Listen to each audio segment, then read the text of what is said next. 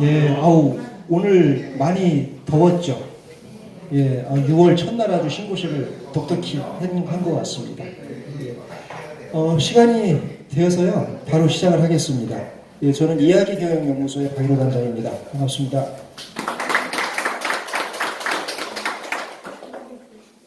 오늘 많은 분들이 오셨습니다.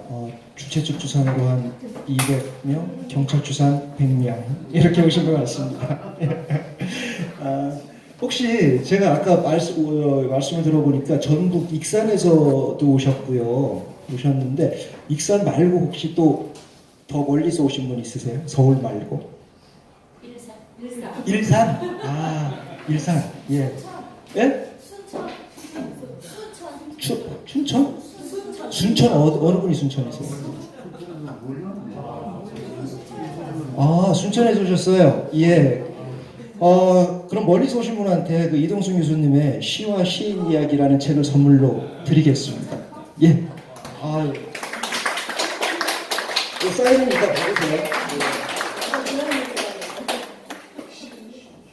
예, 저희 이야기연구소는 시작을 이렇게 합니다. 항상 뭘 드리고 합니다. 좋으시죠? 예, 저희 이야기연구소는 이야기와 그 비즈니스가 맞닿는 지점에서 그 이야기 경영을 확산하고 문화 콘텐츠를 생산하는 그런 인문 경영 플랫폼 기업입니다.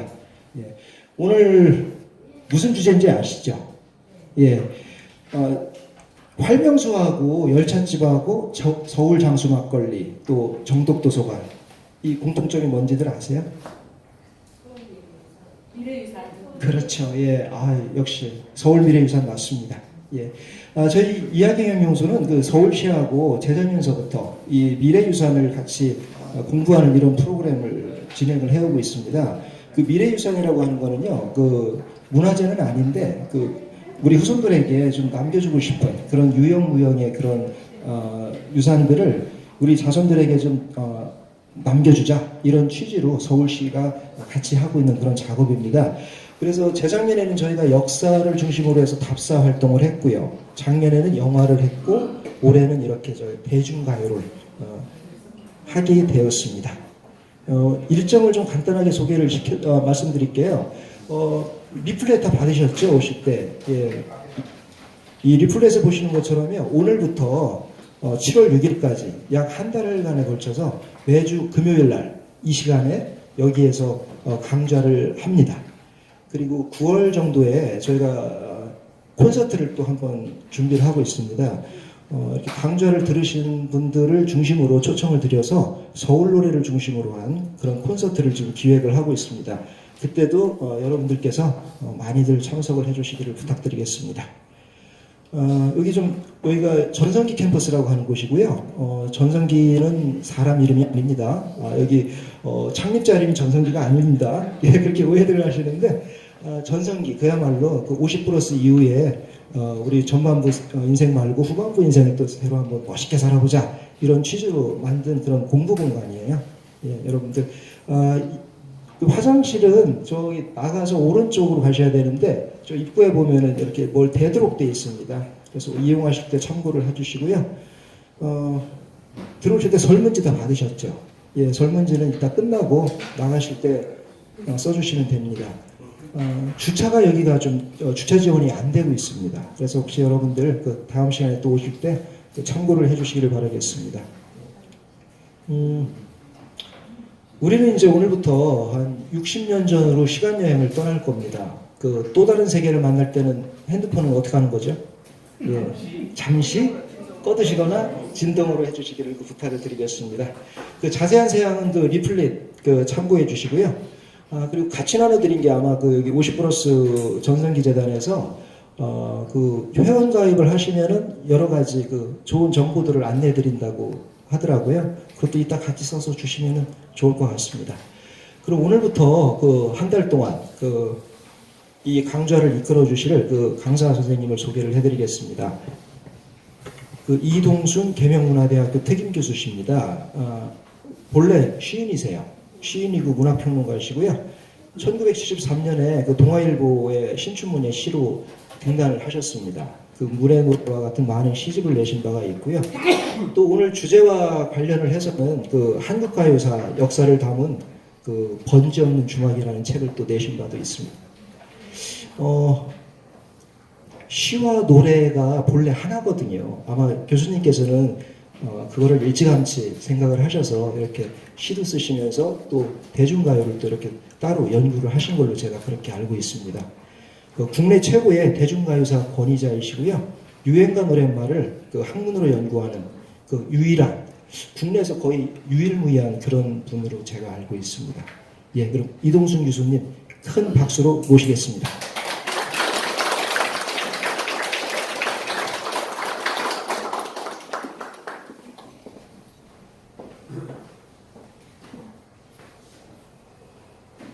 네, 여러분 안녕하세요. 반갑습니다. 앞에 조명을 잠시만 좀 꺼주시면 좋겠습니다. 여기 이게 더 똑똑하게 보이도록. 이제 여러분 앞에 서니까 가슴이 아주 감개무량으로 가득 찹니다. 장장 앞으로 6주에 걸쳐서 대장정이라고 할 수가 있겠네요. 노래 이야기로 되새겨보는 서울 실루엣. 이것은 제가 정한 제목인데 원래 제목은 대중가요로 풀어보는 서울 미래 유산입니다. 다 같은 내용인데요. 제가 이제 2015년에 영남대학교 국문과에서 정년 퇴직을 했습니다. 대학 재직 중에는 이렇게 드문드문 방송 활동을 했었는데 퇴직하자마자 출연 교섭들이 막 쇄도해서 2015년 가을부터 2016년까지는 무려 8개의 방송을 출연했는데 그 8개 방송 프로 가운데서 3개는 고정 출연으로 제가 혼자서 진행을 했고 나머지는 대개 이제 부정기적으로 패널로 나가든가 하는 그런 프로였습니다. 방송은 저의 원래 꿈이었거든요. 대학 교수가 되지 않았더라면 아마 방송인이 되지 않았을까 그런 생각을 이렇게 해보는데 현재 저의 꿈은 KBS 가요 무대 김동건 씨의 후임으로 가요 무대를 접수하는 것입니다. 그 정도로 이 가요에 대한 그 사랑과 애착을 가지고 또 대학에 있으면서 우리 가요를 연구하고 논문도 쓰고 책으로도 내고 이런 활동들을 쭉 이렇게 해왔는데 대구 MBC에서 그 한 5년간 가요 프로를 진행을 할 때 저 혼자 기획을 하고 온갖 그 스타일로 방송을 엮어서 나가는데 그때 이제 지역별로 어떤 노래들이 만들어졌고 불려졌나 이것을 이제 약 한 여러 개월에 걸쳐서 이렇게 한 적이 있는데 그 중에서 제일 첫 번째를 다루었던 것이 이제 바로 서울 테마 노래였습니다. 우리 한국 대중가요 역사가 이제 100년이 훨씬 넘었는데요. 8.15 해방 전에 약 한 6,000곡 가량의 노래가 나왔고 8.15 해방 이후 지금까지 약 한 2만 곡 가량의 노래가 나왔다고 하는데 엄청난 작품 숫자라고 볼 수가 있습니다. 그 많은 노래들 가운데 제일 많은 공간 배경을 가진 노래가 바로 서울 테마 노래입니다. 서울을 배경으로 한 노래. 두 번째가 부산이고요. 여기까지만 두고 보면은 뭔가 도시 세력이나 규모에 따라서 노래가 만들어지나 이런 생각이 드는데 알고 보면 또 그렇지도 않은 것이 3등으로 많은 노래가 나온 지역이 또 목포이거든요. 목포는 그리 큰 도시가 아닌데 이 지역의 정서라든가 여러 가지 어떤 그 분위기와 관련해서 이렇게 노래들이 만들어진 것 같습니다. 그런데 참 이 자리에는 귀한 어른들이 많이 계십니다만은 그 우리 이등병의 편지를 작곡하고 노래도 부르신 우리 가수 김현성 씨도 이 자리에 계십니다. 잠시 중간에 인사 말씀을 드릴게요. 너무 귀하신 분이 오셨죠? 이 노래라고 하는 것이 그야말로 우리가 살아가고 있는 그 삶의 현실을 거울처럼 반영하는 그러한 도구이죠. 모든 예술 작품이 그렇지만은 노래는 특히 그렇습니다. 그런데 우리 한국 근현대사라고 하는 것이 한날 한시도 편한 날이 없었지 않겠습니까?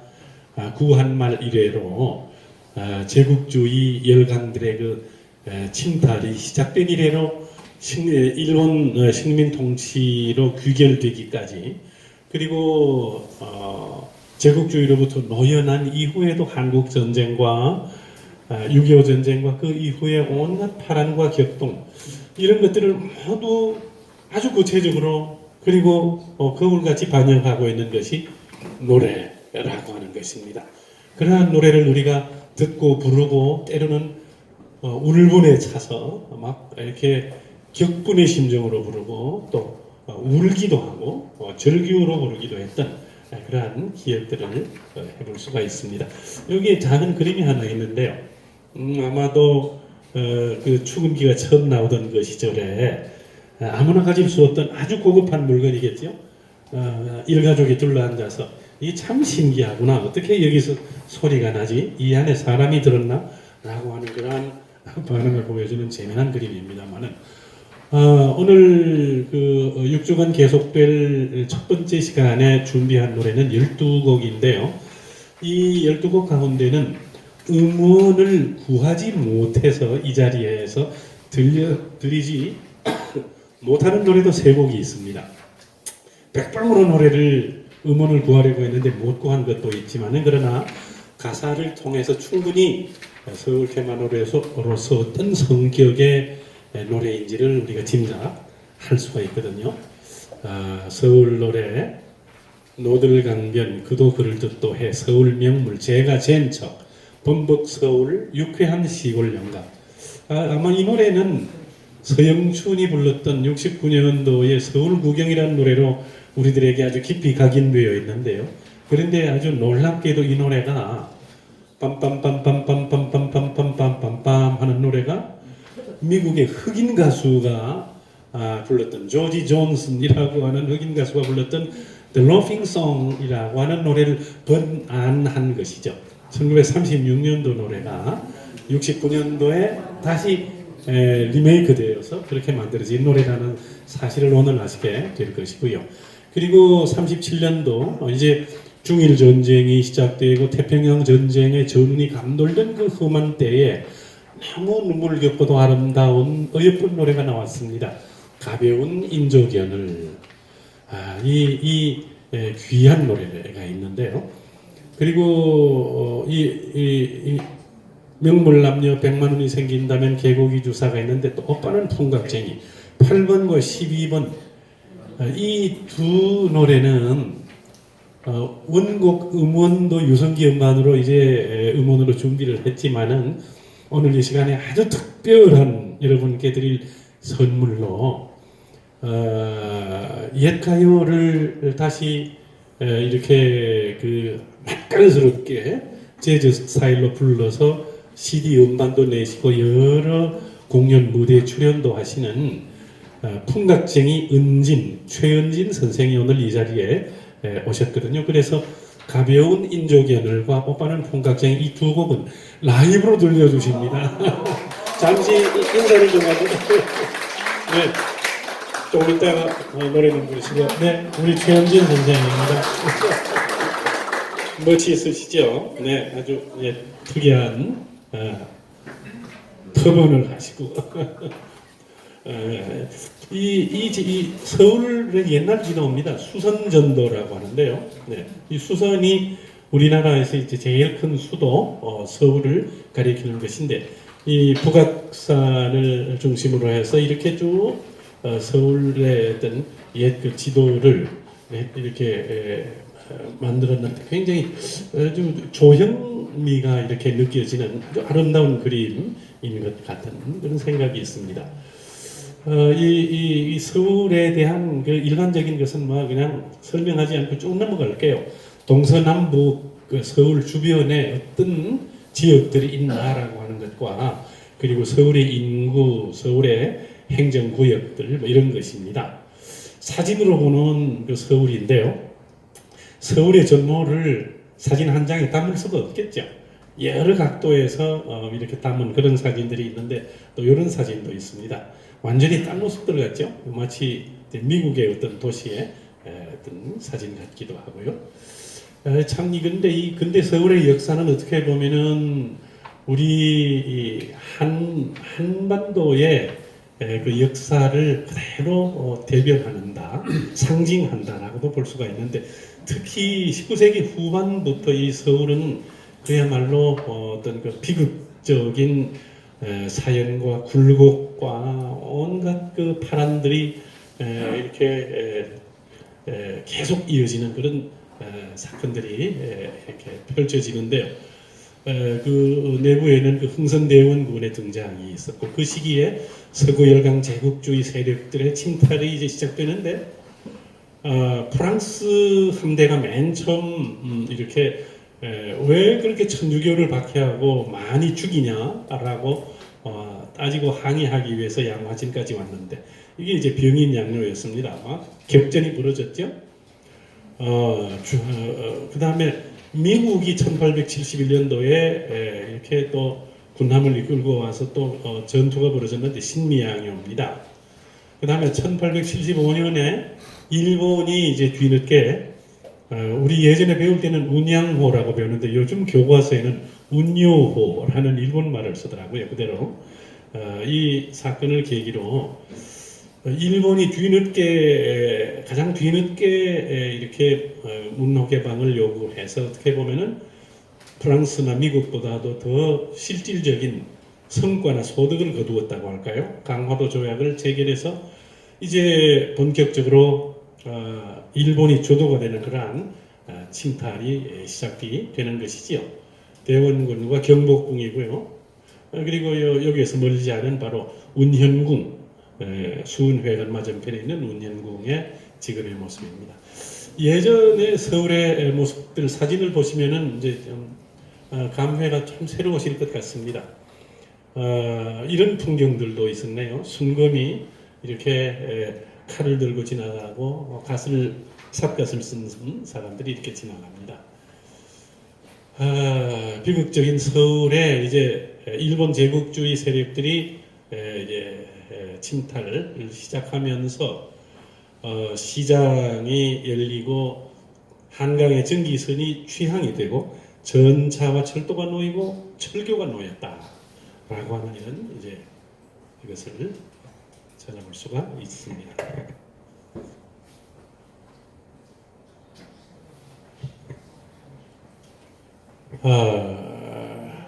참 많은 일들이 있었겠죠. 이모군란, 갑신정변, 갑오 개혁, 갑오 경장이라고 불리는 것인데요. 일본 용어이기 때문에 지금은 갑오년 개혁 운동 뭐 이렇게 말을 바꾸었습니다. 갑오 농민 전쟁 혹은 갑오 농민 운동. 그 다음에 민비가 시해가 되었던 을미사변. 그 다음에 대원군이 러시아 동사관으로 이렇게 도망쳤던 아관 파천. 뭐 이런 여러 가지의 어떤 온갖 굴곡들 속에서 일본이 주도가 되는 그러한 소위 타율적 근대화가 이루어지게 되는 것이겠죠. 위에 보시는 사진이 이제 통감부의 사진입니다. 조선 총독부가 1910년에 문을 열기 전에 이미 이등박문이 초대 통감으로 와가지고 아주 무시무시하고 흉포한 헌병 통치의 철군 통치의 본산이었던 그러한 통감부를 이렇게 서울에 이렇게 세웠었습니다. 이것 이후에 이제 조선 총독부가 만들어졌겠죠. 이쪽에 보시는 것은 조선 가버먼트 제너럴이 조선 총독부의 문양이죠. 공식적인 문양 이런 것도 있었다는 사실을 아실 필요가 있겠죠. 네, 전부 이 무시무시한 이름들입니다. 조선군 사령부, 조선은행, 동양척식주식회사, 그다음에 철도부설, 그다음에 영등포 지역에 있던 그 일본군을 위한 병창기지에 공장들이 많이 만들어졌고요. 그다음에 한강을 중심으로 해서 또 얼마나 많은 복잡한 일들이 일어났던가. 그 일제 시대에 식민지 시대의 서울의 지도입니다. 경성 지도. 서울을 한양이라는 이름이 없어지고 게이조라고 하는 경성이라는 이름으로 졌습니다. 뭐 그냥 다 우리가 아는 이야기들입니다. 내선 일체, 조선 신궁, 신사참배, 민족문화 말살 정책, 장씨 개명 이런데 이 당시에 우리가 유의해야 될 점은 지금 우리가 이제 우리들에게 익숙한 북촌이라고 하는 것과 남촌이라고 하는 것이 청계천을 중심으로 해서 청계천 북쪽이 북촌이고요. 청계천 남쪽이 남촌인데 남촌에는 일본인들이 주로 거주했습니다. 북촌에는 우리 한국인들이 주로 거주했고요. 육군본부와 미군들이 주둔하고 있는 그 용산 일대는 바로 그때부터 이미 일본군 말하자면은 이 조선에 주둔하고 있는 조선군 사령부가 이렇게 열리게 된 것이지요. 서울을 테마로 한 노래들은 이런 배경을 바탕으로 해서 만들어졌는데요. 최초의 서울 노래는 1930년 3월에 빅타 레코드 회사에서 발표된 전경희라는 우리들에게 생소한 가수가 발표했던 한강물이라는 노래. 음원을 구할 수가 없습니다. 이 노래가 공식적으로 최초의 서울 노래라고 할 수가 있습니다. 물론 음반으로 나온 서울 테마 노래는 1913년에도 있었습니다. 니폰노홍이라고 하는 레코드 회사에서 한강수가 라고 하는 노래가 있지만 이것은 유행소곡이 유행가가 아니고 경기민요거든요. 김연옥, 조목단이라는 기생 가수가 기생 출신 가수가 불렀던 경기민요이기 때문에 최초의 어떤 그 창작 가요라고 볼 수가 없겠죠. 해방 이후 서울 노래들의 그 변화는 아주 좀 달라지고 있죠. 남촌과 북촌을 중심으로 한 노래들이 점차 변화를 이룹니다. 일본인들이 떠나가고 나서 명동, 충무로 그 일본인 거주 지역이 한국인들이 이제 거주하기 시작하면서 그곳을 배경으로 한 노래들이 많이 나왔고요. 소공동, 남대문, 광화문, 세종로, 삼각산, 을지로, 마포, 미아리, 고개, 위동 굉장히 광범합니다. 그리고 이 지역으로 어떤 문화 공간들이 많이 생겨나죠. 대중문화와 관련해서. 60년대에는 또 이런 이시스터즈, 은방울자매, 남진 이런 가수들의 노래들이 나오는데 또 60년대에 특이할 점은 무작정 상경, 이촌향도라고 부르죠. 고향을 떠나서 서울로 가면은 무언가 좋은 일이 생길 것이다 라는 막연한 대책으로 그렇게 엄청난 그 상경이 이루어지는데요. 이 시기에 이제 그 청계천을 비롯해서 삼선교, 삼각지, 아현동, 서울의 주변 변두리 지역이 노래 가사의 지명으로 등장하는 것을 볼 수가 있고요. 1970, 80년대는 이제 좀 또 새로운 변화가 보이죠. 청년 세대 통기타 소리가 요란했던 명동, 그리고 양병집, 서유석의 노래들이 나왔는데 이게 곧 금지곡이 됩니다. 그리고 그 대학 입시를 위해서 서울에 이렇게 올라왔던 학생들로 붐볐던 입시학원, 그들을 중심으로 해서 이제 종로와 광화문 일대에 분식집이 이제 또 그러한 음악 공간으로, 문화 공간으로 또 이렇게 인식이 되기도 하고요. 이장희, 이문세의 노래들, 이런 노래들도 이 시기에 나왔던 노래들입니다. 90년대에는 또 완전 새로운 노래들이 보입니다. 강남 지역이 새롭게 주목을 받고 압구정동 중심의 신세대 문화라고 볼 수가 있겠죠. 우리가 잘 아는 신사동 그 사람, 영동 브루스, 압구정동, 방 깊은 서초동, 방배동의 방, 주로 강남 유흥가가 중심이고요. 그런데 여기에 대한 반작용이 김은국의 59년 왕십리를 비롯해서 뭐 내 고향 삼선교 약간 복고풍의 그런 노래들이 나오기도 했습니다. 그리고 90년대 중반 이후에는 그 인디펜던트 음악이죠. 인디 음악 그러한 이 음악들이 주로 홍대 부근에서 이 서울 노래 공간으로 부각이 되는데 이때 이제 인디 앨범, 인디 밴드, 인디 레이블, 인디 씬, 인디 문화 같은 아주 독특한 그러한 서울의 어떤 문화들이 생겨나기 또 시작합니다. 서울 테마 노래는 정확하지 않습니다만은 어림추산으로 1100곡이 넘습니다. 더 많이 추가가 될 수가 있습니다. 서울 테마 노래를 부른 가수들로는 시대별로 쭉 있는데 대체로 800명 가까운 가수들이 불렀고요. 뭐 큰 의미는 없겠죠. 제목에 서울이 들어가는 노래는 500곡이 넘고요. 그리고 이 재미난 것은 이 서울 노래, 서울 테마 노래를 가장 많이 부른 가수가 나훈아가 이미자라고 그렇게 확인이 됩니다. 오기택이 그 다음이고 서른도, 도미, 윤일로 이런 차례들인데요. 작사가로서는 반야월 선생이 31곡으로 가장 많습니다. 이철수, 김병글, 손로원 이런 분들이 그 뒤를 잇고 또 작곡은 박춘석 씨가 단연코 많습니다. 노래 한 곡에 서울 지명이 가장 많이 들어가는 것은 서른도의 나침반입니다. 종로로 갈까요?부터 시작해서 명동, 청량리, 을지로, 미아리, 영등포 약 6곳이 등장을 합니다. 자, 그러면은 참 의미 있는 노래 하나를 오늘의 첫 곡으로 들어보십니다. 조명암 작사, 안일파 작곡으로 함경북도 출신의 가수 최규엽이 불렀던 서울 노래를 들어보시겠습니다. 이분이 조명암 선생입니다. 본명은 조영출인데요. 남북 분단 시기에 이분은 그 남로당 계열의 사상을 가져서 평양으로 올라가셨던 분이죠. 식민지 시대에 약 700곡 가량의 노래를 작사를 하셔서 정말 많은 노래, 박영호 선생과 둘이 쌍벽을 이루는 작사가였습니다. 이 최규엽 선생도 참 초창기 때 노래로 남인수, 백년설 이런 가수들이 가수가 되기 위해서 노래를 배울 때 최규엽 선생의 노래를 교본으로 해서 그렇게 배웠던 그러한 가수죠. 이 서울 노래라고 하는 노래는 요게 가사지고요.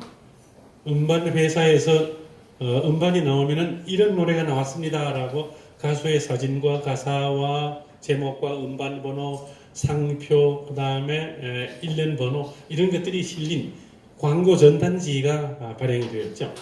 이게 이제 음반 상표이고요. 그런데 이 재미난 것은 이 서울 노래라고 하는 최규엽의 노래가 바로 조명암 선생의 1934년도 동아일보 신춘문예에 당선되었던 시 작품을 노래로 만든 것입니다. 그런데 그 작품을 보면은 굉장히 어떻게 보면은 그 당시로 보면은 좀 불온성이랄까 이런 게 느껴지거든요. 한양성 망한 나라에서 말이죠. 일본이 지금 통치하는 시대에 한양성에 터는 옛날이 그립구나. 무궁화 가지마다 다시 꽃잎이 피기를 갈망합니다. 다시 그 옛날은 언제나 돌아올까요? 뭔가 지금 꽃피는 삼천리, 잎트는 삼천리, 아세아의 바람아 서울의 꿈을 깨라. 막 이렇게 어떻게 보면 굉장히 좀 선동적인 내용이 들어있기도 한데요. 오른쪽 사진은 당선 작품이 공고가 된 신문의 기사인데요. 이것을 보고 레코드 회사에서 아하 이거를 노래로 만들면 좋겠구나 해가지고 다소 시국적으로 뭔가 좀 불온성이 느껴지는 그런 부분을 전부 거세해버리고 표백해버리고 노래 가사를 2줄씩 4절로 만들어서 이렇게 엮었는데 한양성, 한강물, 서울의 꿈, 서울거리 아리랑 서울의 넉, 남산 이런 것들이 등장하는 그러한 서울 노래를 만들었는데 노래가 어떤 분위기인지를 한번 감상을 해보시겠습니다.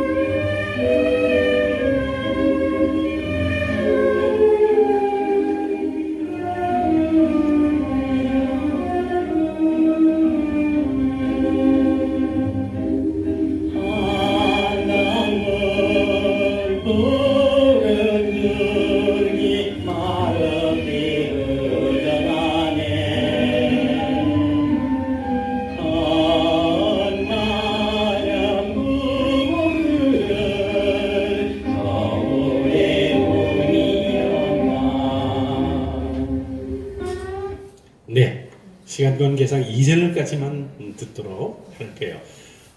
이 조명암 작사일 바작곡의 최규익이 불렀던 서울 노래 참 의미 있는 노래입니다.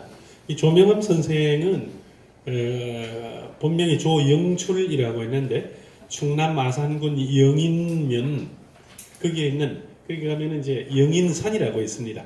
영혼이란 영자의 어질인자 영인산. 영인산 밑에서 태어났다고 해서 이름이 영출이라고 그렇게 아버지가 지었습니다. 이 조명암 선생의 아버지는 동학 농민군으로 활동하다가 잡혀서 무참하게 살육을 당한 그러한 아픔을 가진 가정에서 태어났지요. 어릴 때부터 그 충남 마산 일대에서 저 동학당의 자식이야. 이런 막 그 멸시와 서러움을 조명암의 조영출의 형제들이 받았죠. 그래서 어머니가 참다 못해가지고 자녀들을 데리고 아주 먼 곳으로 옮겨갔는데 그게 어디냐 하면은 강원도 금강산 건봉사라고 하는 사찰. 지금은 바로 그 비무장지대 남쪽에 있고요. 건봉사 아마 가보신 분들 계실 것 같습니다만 거기 가면은 조명암 노래비가 세워져 있습니다. 거기 가서 어머니는 절에서 밥을 하는 공양주보살이 되고 조영출은 한 7, 8살밖에 안 된 꼬마한데 머리를 깎고 어린 상좌 중이 되었습니다.